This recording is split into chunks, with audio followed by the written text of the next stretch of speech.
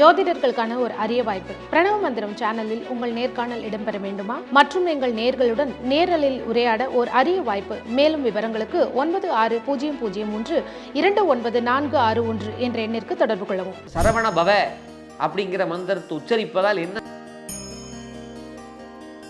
நம்ம பாவப்பட்டவர்கள் மனிதர்கள், நம்முடைய பாவங்கள் போகுமா?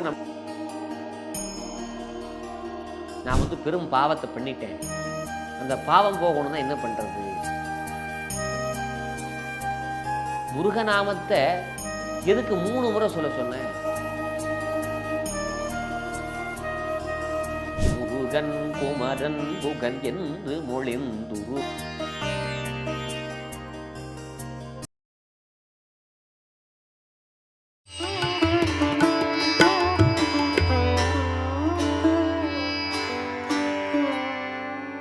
திருவடியும் தண்டையும் சிலம்பும் சிலம்பூடுருவ பொருவடிவேலும் கடம்பும் தடம் புயம் 6 மறுவடிவாதன வதனங்களாரும் மலர்கண்களும் குருவடிவாய் வந்து என் உள்ளம் குளிர குதிகொண்டவே. முருகப்பெருமானுடைய திருவிருளால் இன்றைய தினம் முருக மந்திரத்தை பற்றி சிந்திக்கப் போகிறோம். முருகப்பெருமான் மந்திரத்தினுடைய மாபெரும் வடிவாக திகழக்கூடிய மந்திர ஆச்சலமூர்த்தினே முருகப்பெருமானுக்கு ஒரு பேர் உண்டு. மந்திராச்சலமூர்த்தி அப்படின்னு பேர். அந்த மந்திரத்தினுடைய வடிவாக கடவுள் இருக்கிறார். மந்திரத்தின் மூலமாகவும் எந்திரத்தின் மூலமாகவும் தந்திரத்தின் மூலமாகவும் இறைவனை ஈர்க்க முடியும். எப்படி? இப்போ ஒரு கோயில் கும்பாபிஷேகத்துக்கு போகிறீங்க, கும்பாபிஷேகத்தில் போய் பார்த்தீங்கன்னா ஸ்பஷ்டமாக மந்திரத்தை உச்சரிப்பாங்க. அது மந்திரத்தின் மூலமாக கடவுளை ஈர்ப்பது. தந்திரத்தின் மூலமாக இறைவனை ஈர்ப்பதுன்னு ஒன்று இருக்குது. என்னென்னு கேட்டிங்கன்னா, ஆவாகனே ஸ்தாபனே சன்னிதானே சண்டிதோரணே திக்பந்தனே அப்படின்லாம் சொல்லி கையில் முத்திரைகளை செய்வார்கள். இதெல்லாம் பண்ணிங்கன்னா அதுக்கு பேர் தந்திரம் அப்படின்னு பேர். முதல்ல மந்திரம், இரண்டாவது தந்திரம். யந்திரம்னு ஒன்று இருக்குது. அது என்ன யந்திரம்? நீங்கள் கும்பாபிஷேக பத்திரிகைலாம் பார்த்தீங்கன்னா அஷ்டபந்தன மகா கும்பாபிஷேகம் போட்டிருப்பாங்க. அஷ்டபந்தனம் அப்படின்னா 8 வகையான மருந்து பொருட்களை ஒன்றாக இணைத்து சுவாமி நிலைநிறுத்துவார்கள், பீடத்தில் வைப்பாங்க. அதுக்கு கீழே பார்த்தீங்கன்னா சுவாமியினுடைய சிலைக்கு கீழே ஆதார பீடத்தில் என்ன வைப்பாங்கன்னா ஒரு யந்திரத்தை வைப்பாங்க. முருகப்பெருமானா ஷடாட்சர மந்திரத்தை எழுதி வைப்பார்கள். சிவபெருமானா பஞ்சாட்சரத்தை வைப்பாங்க. அம்பாள்னா ஸ்ரீசக்கரமோ நவாட்சரியோ வைப்பாங்க. முருகப்பெருமானா ஷடாட்சரம். இப்படி ஒவ்வொரு கடவுளுக்கும் ஒவ்வொரு யந்திரம் இருக்குது. அப்போ இறைவனை ஈர்க்கக்கூடிய தன்மை என்பது 3 இருக்குது. ஒன்று யந்திரம், இன்னொன்று மந்திரம், இன்னொன்று தந்திரம். இந்த தந்திரமும் யந்திரமும் எல்லாராலையும் செய்ய முடியாது. ஆனால் மந்திரத்தை எல்லாராலும் உச்சரிக்க முடியும்.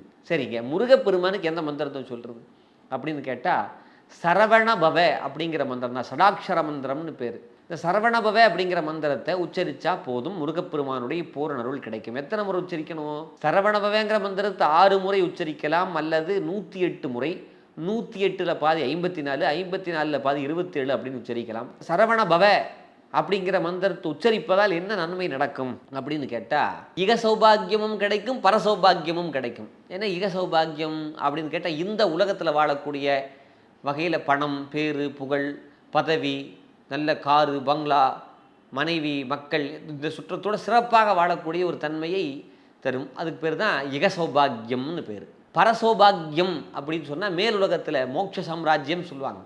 வீடு பேர், அதாவது மேலுலகத்தில் போய் சிறப்பாக வாழ்வது, நரகத்துக்கு போகாமல் சொர்க்கத்திலே வாழக்கூடிய தன்மை. இது எல்லா மந்திரம் தராது. இப்போ நம்முடைய சிவபெருமானுடைய வழிபாட்டில் நமச்சிவாய, நமசிவாய, சிவாய நம ஒன்று ஸ்தூல பஞ்சாட்சரம், இன்னொன்று சூக்கும பஞ்சாட்சரம்னு பேர். ஸ்தூல பஞ்சாட்சரத்தை சொன்ன ஒரு பலன், சூக்கும பஞ்சாட்சரத்தை சொன்ன ஒரு பலன். ஒன்றை சொன்னால் உங்களுக்கு இக சௌபாகியங்கள் கிடைக்கும், ஒன்றை சொன்னால் பரசௌபாகியங்கள் கிடைக்கும். எனக்கு தெரிஞ்ச ஒருத்தர்கிட்ட கேட்டேன். அவர் என்ன சொன்னாருன்னா, இந்த பஞ்சாட்சரத்தை 80 வயசு வரைக்கும் சொல்லுவேன், அந்த பஞ்சாட்சரத்தை 80 வயசுக்கு மேலே சொல்லுவேன்னாரு. ஏன்? 2மே நமக்கு தேவை அப்படின்னு. ஸ்ரீவித்யா உபாசனையில் அம்பாளை வழிபாடு பண்ணுகிற போது ஸ்ரீசக்கரை வச்சு பூஜை பண்ணுவாங்க. அதில் பார்த்தீங்கன்னா முக்கோணம் இருக்கும் சென்டரில். அந்த முக்கோணம் மேல் நோக்கியவாரோ அல்லது சுவாமியை நோக்கியவாரோ வைத்து வழிபாடு செய்தால் பரசௌபாகியம் கிடைக்கும். இதே நம்மை நோக்கியோ அல்லது பூமியை நோக்கிய கீழ் நோக்கியோ நீங்கள் வைத்து வழிபாடு பண்ணீங்க, பூஜை பண்ணீங்கன்னு சொன்னால் இக சௌபாகியங்கள் கிடைக்கும். எனக்கு தெரிஞ்ச ஒருத்தர் என்ன பண்ணார், 6 மாதம் அப்படி வச்சுருப்பார், 6 மாதம் இப்படி வச்சுருப்பார். எதுக்குங்க? 2மே நமக்கு வேணுங்க, அதனால இப்படி வச்சுருக்கோம் அப்படிம்பாங்க.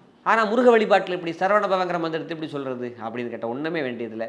சரவணபவ அப்படிங்கிற மந்திரத்தை சொன்னாலே போதும், இக வர சௌபாகியங்கள் 2மே கிடைக்கும். நான் சொல்லலை, அருணகிரிநாதர் சொல்கிறார், வசன மிகவேற்றி மறவாதே மனது துயராற்றில் உழலாதே இசை பயில் சடாட்சர மதாலே இக பர சௌபாகியம் அருள்வாயே. பசுபதி சிவாகியம் உணர்வோனே பழனி மலை வீற்று அருளும் வேளா அசுரர்களை வாட்டி மிகவாழ அமரர் சிறைமீட்ட பெருமாளே அப்படிங்கிற திருப்புகழ் பழனி திருப்புகழ்.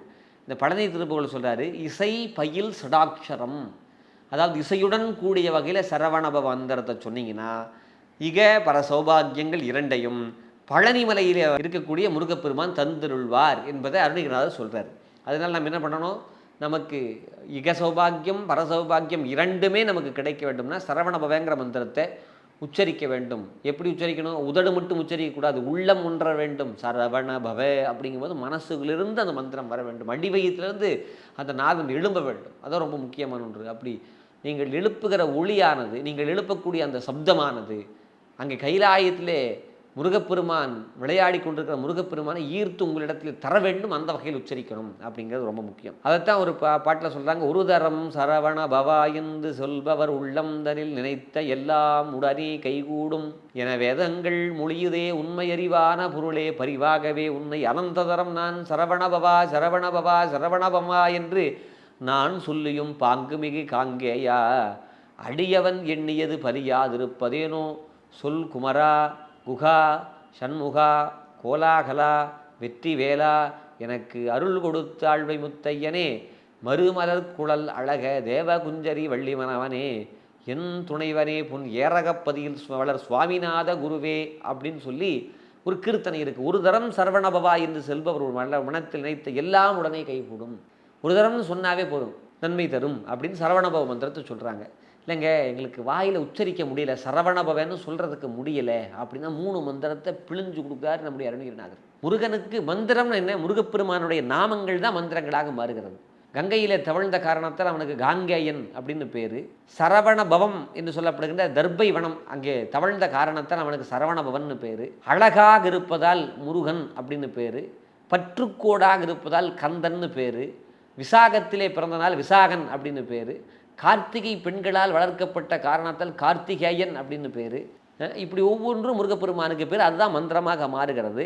நம்ம அஷ்டோத்திர சதனமாவளி லட்சார்ஜனை அப்படிலாம் பண்ணுறோம். ஆனாலும் கூட முருகப்பெருமானுக்கு 1000 நாமங்கள் இருந்தாலும் மந்திரமாக 3 மந்திரத்தை தான் அருணகிரிநாதர் சொல்கிறார். எப்படி சொல்கிறாரு, கந்தர் அனுபூதியில் சொல்கிறார், முருகன் குமரன் குகன் என்று மொழிந்துருகம் செயல் தந்துணர்வென்று அருள்வாய் பொறு புங்கவ என் குண பஞ்சரனே. இந்த கந்தர் அனுபூதியில் சொல்கிறார், முருகன் குமரன் குகன் அப்படின்னு 3 மந்திரத்தை சொல்கிறார். முருகன்னு சொல்லணும், குமரன்னு சொல்லணும், இல்லைன்னா குகன்னு சொல்லணும். குருவாய் வருவாய் அருள்வாய் குகனேன்னாரு. முருகன்கிற மந்திரம், குமரன்கிற மந்திரம், குகன் அப்படிங்கிற மந்திரம். சரி, இந்த மந்திரத்தையும் எங்களால் சொல்ல முடியாதுங்க, ரொம்ப கஷ்டமாக இருக்குது, சுருக்கமாக சொல்லணும், ஆனால் பலன் எங்களுக்கு பெருசாக கிடைக்கணும் அப்படின்னா ஒன்றுமே வேண்டாம், முருகா அப்படிங்கிற மந்திரத்தை சொன்னால் போதும். முருகான்னு ஒரு முறை சொன்னால் அதுவே பல முறை சொன்ன பலன் கிடைக்கும். நான் சொல்லலை, அதையும் அருணகிரிநாதர் சொல்கிறார். முருகா எனவோர் தரமோ தடியார் முடிமேல் இணைத்தால் அருள்வோனே. முருகா என ஒரு தரம் ஓதும் அடியார் முடிமேல் இருத்தால் அணைவோனே. அதாவது முருகான்னு ஒரு முறை சொன்னால் 2 காலையும் முருகப்பெருமான் அவருடைய திருவடியை நம்ம தலைமையில் வைப்பாருன்னு சொல்கிறார். முருகா என ஒரு தரமோ தடியார் முடிமேல் இணைத்தால் அருள்வோனே அப்படின்னு பாடுறார். சரி, முருகான்னு சொன்னாவே நம்முடைய தலைமையில் முருகப்பெருமான் திருவடி வைப்பார். இதனால் என்ன யூஸ், வாட் அ யூஸ் அப்படின்னு கேட்டிங்கன்னா, நம்முடைய தலையெழுத்து அழியும். எப்படி, முருகப்பெருமானுடைய திருவடி தான் தலையெழுத்து அழிக்கக்கூடிய ரப்பர் எரேசர். இங்கு என் கால்பட்டழிந்தது இங்கே என் தலை மீது அவன் கையெழுத்தே அப்படின்னு பாடுறார் கந்தர் அலங்காரத்தில் அருணகிரிநாதர். சரி, அருணகிரிநாத பெருமான் பெரிய புனிதர், அவருடைய தலையில் முருகப்பெருமானுடைய திருவடிப்படும் பட்டா அவருடைய தலையெழுத்து அழியும். நம்ம பாவப்பட்டவர்கள் மனிதர்கள், நம்முடைய பாவங்கள் போகுமா, நம்முடைய தலையெழுத்து அழியுமான்னு கேட்டால் முருகப்பெருமானுடைய திருவடிப்படுமா, படும். எப்போது, முருகா என்கின்ற மந்திரத்தை உச்சரிக்கிற போது. முருகா என ஓர்தரம் மோதடியார் முடிமேல் இணைத்தாள் அருள்வோனே அப்படின்னு திருப்புகழ். அதனால் முருகான் ஒரு முறை சொன்னாவே பல முறை சொன்ன பலனை அந்த மந்திரம் கொடுக்கும். அது எப்படி தெரிஞ்சுக்கிறது, கந்தர் அலங்காரத்தில் ஒரு பாட்டு இருக்குது, விளைக்கு துணை திருமென்மலர் பாதங்கள் மெய்மை குன்றா மொழிக்கு துணை முருகா எனும் நாமங்கள். இதை வகுப்பில் நான் பாடமாக நடத்த முடியாது, நான் ஒரு பேராசிரியன் தான், வகுப்பில் சொல்கிறேன். முருகா எனும் நாமங்கள் அப்படின்னா சார் இங்கே ஒருமைப்பன்மை மயக்கம் இருக்குது சார், சிங்குலர் ஃப்ளூரலில் ஒரு பிரச்சனை இருக்குது சார். என்னடா முருகா என்பது நாமமா நாமங்களா? நாமம் தானே, ஏன் நாமங்கள்னு சொன்னார்? முருகா எனும் நாமங்கள்னு சொல்வது தவறு. இந்த தமிழ் மொழியையே காக்கக்கூடியது முருகா என்கின்ற மந்திரம்தான். மொழிக்கு துணை முருகா எனும் நாமம் அப்படின்னு சொல்கிறாங்க. சரி, முருகாங்கிறது நாமமா நாமங்களான்னு கேட்டால் நாமம் தான். ஏன் அந்த முருகா எனும் நாமங்கள்னு சொன்னார் அருணகிரிநாதர் அப்படின்னு கேட்டால், முருகா என்கின்ற மந்திரத்தை ஒரு முறை சொன்னாலே, சிங்கிளா சொன்னாவே அது பல பல நன்மைகளை தருகிற காரணத்தால் அது முருகா எனும் நாமம்னு சொல்லாமல் நாமங்கள் அப்படின்னு சொன்னார். இந்த முருகு அப்படிங்கிறதுக்குள்ள பெரிய சிறப்புகள் இருக்குது. இம் ப்ளஸ் உ, இர் ப்ளஸ் உ, இக்கு ப்ளஸ் உ. இந்த உ அப்படிங்கிற எழுத்து வந்து காத்தல் செய்யக்கூடிய எழுத்து. அந்த வகையில் முருகப்பெருமான் எப்போதும் நம்மை காப்பார் அப்படிங்கிறத சொல்வதற்காக தான் இம்பு இர்வு இக்குன்னு சொல்லி முருகு என்று முருகநாமம் இருக்குது. சரி, இந்த முருகநாமத்தை சொன்னதால் என்ன நன்மை நடந்துச்சு? ஏதாவது வரலாறு இருக்கா? ஏதாவது இங்கே சான்று இருக்கா அப்படின்னு கேட்டால் உண்டு. ஒரு காடு, அந்த காட்டுக்குள்ளே முனிவர் இருக்கார், தர்ம பத்தினியோடு இருக்கார். அந்த முனிவருக்கு ஒரு மகன் இருக்கார். முனிவர் ஒரு வேலையின் காரணமாக அங்கே வீட்டில் பர்ணசாலையிலிருந்து வெளியே போயிட்டார். அந்த நேரத்தில் அந்த நாட்டினுடைய ராஜா அந்த பர்ணசாலைக்கு வர்றார். வந்து பார்த்தா குருநாதர் இல்லை. சுவாமி, நான் வந்து பெரும் பாவத்தை பண்ணிட்டேன், அந்த பாவம் போகணும்னா என்ன பண்ணுறது அப்படின்னு கேட்ட உடனே குருநாதருடைய பையன் சொல்கிறாரு, கவலைப்பட வேண்டாம், முருகாங்கிற மந்திரத்தை 3 முறை சொல்லுங்கோ அப்படின்னு. அவரும் சரின்னு சொல்லிட்டு போயிட்டார். அவருடைய பாவம் நீங்கி விட்டது. அடுத்த நாள் காலையிலே தந்தையார் வர்றார். யார்? குருநாதர். அந்த முனிவர் வர்றார். வந்து கேட்குறாரு. வரும்போதே அந்த தேர் வந்துட்டு போனால் தாரை தெரியுது, தடம் தெரிகிறது. யார் வந்துட்டு போனா? நாட்டிலிருந்து ராஜா வந்துட்டு போனார். என்ன நடந்துச்சு? அவர் பெரிய பாவங்களை செஞ்சிட்டாராம். அந்த பாவங்கள் போவதற்காக என்ன பண்ணுறதுன்னு கேட்டார். சரி, நீ என்ன சொன்ன? முருகா அப்படிங்கிற மந்திரத்தை 3 முறை சொல்ல சொன்னேன் அப்படின்னு சொன்ன உடனே பரம முருக பக்தர் தான் அந்த முனிவர். ஆனாலும் கோவம் வந்துருச்சு. முருகா நாமத்தை எதுக்குடா சொல்ல சொன்னேன்? ஏன்பா இப்படி சொல்கிறீங்க? முருகநாமத்தை சொன்னால் எல்லா நன்மையும் நடக்கும் இல்லையா? நடக்கும். முருகநாமத்தை எதுக்கு 3 முறை சொல்ல சொன்னேன்? அப்புறம் ஒரு முறை சொன்னாலே செய்த வினை செய்யும் வினை செய்ய போகிற அத்தனை வினைகளும் ஒன்றும் இல்லாமல் போய்விடுமே. தேவையில்லாமல் முருக மந்திரத்தை 3 முறை உச்சரிக்க வச்சு முருகப்பெருமானுக்கு பாரத்தை அதிகப்படுத்திட்டியே அப்படின்னு சொன்னாராம். சரி, என்னப்பா பண்ணுறது அப்படின்னு கேட்டால், நீ முருகநாமத்தை முருகனுக்கு பாரத்தை அதிகப்படுத்திய காரணத்தால் அடுத்த ஜென்மம்னு ஒன்று இருக்குது. அந்த ஜென்மத்தில் முருகனுடைய பெயருடையவனாகவே பிறப்பாய். இந்த குலத்தை இப்போ வந்து உயர்வான குலத்தில் பிறந்திருக்க, அப்போ வந்து நீ வந்து வேடர் குலத்தில் பிறந்து படகோட்டியாக இரு. சரி, நான் படகோட்டியாக இருக்கிறேன், எனக்கு என்ன நன்மை? இந்த முறையில் நீ முருகநாமத்தை உபதேசம் பண்ண இல்லை, அந்த பலனின் காரணமாக முருகனுடைய மாமனாராக விளங்கக்கூடிய ராமபிரானுக்கு கைங்கரியம் செய்து மறுபடியும் நீ வீடு பெற்றை அடைவாயாகன்னு தந்தையார் சொல்கிறார். எப்படி பிறப்பார்? முருகனுடைய பெயருடையவனாக பிறப்பாய் அப்படின்னு சொன்னார். முருகனுடைய பெயருடையவராக என்னென்ன பேர் வச்சுருந்தார்? குகன் அப்படிங்கிற மந்திரத்துடன் அந்த பெயருடன் ஒரு குழந்தை பிறக்கிறது.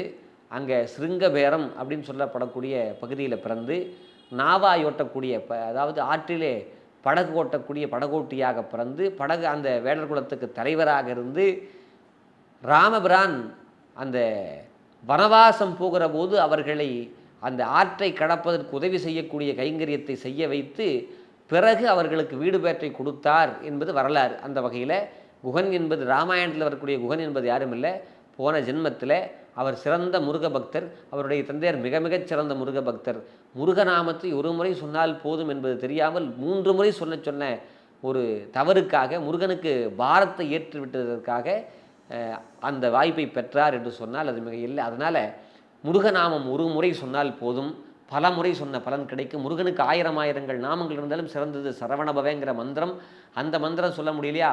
முருகன் குமரன் குகன் என்கின்ற மந்திரத்தை சொல்லலாம். முடியாவிட்டால் முருகா என்கின்ற மந்திரத்தை சொல்லலாம்.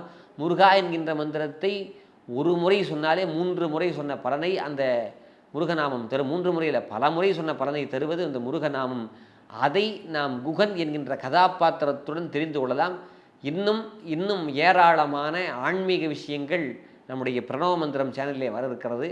நீங்கள் செய்ய வேண்டியதெல்லாம் ஒன்றுதான், பாருங்கள், பகிருங்கள். பகிர்வது என்பது ஞான தானம். 4 பேருக்கு நல்ல விஷயத்தை நம்ம சொல்ல முடியலாலும் அவங்க கேட்பதற்கு ஒரு காரணமாக இருந்தால் அதுக்கு பெயர் ஞான தானம்னு பேர். நல்ல விஷயங்களை சொல்லுங்கள். இந்த உலகத்திலே யாருக்காவது நீங்கள் ஏதாவது கொடுக்க வேண்டும் என்று நினைத்தால் நம்பிக்கையை கொடுங்கள், நல்லதை கொடுங்கள், அது நல்ல வார்த்தைகளாக கொடுங்கள். உங்களால் கொடுக்க முடியாவிட்டால் நல்லவர்கள் சொல்லக்கூடிய கற்று வல்லவர்கள் சொல்லக்கூடிய விஷயங்களை பகிர்ந்து விடுங்கள். பகிர்வதே ஒரு பாக்கியம்தான், அதுவே ஒரு வரம்தான். அப்படி செய்வதே புண்ணியம்தான். அதை செய்வோம். நன்றி, வணக்கம்.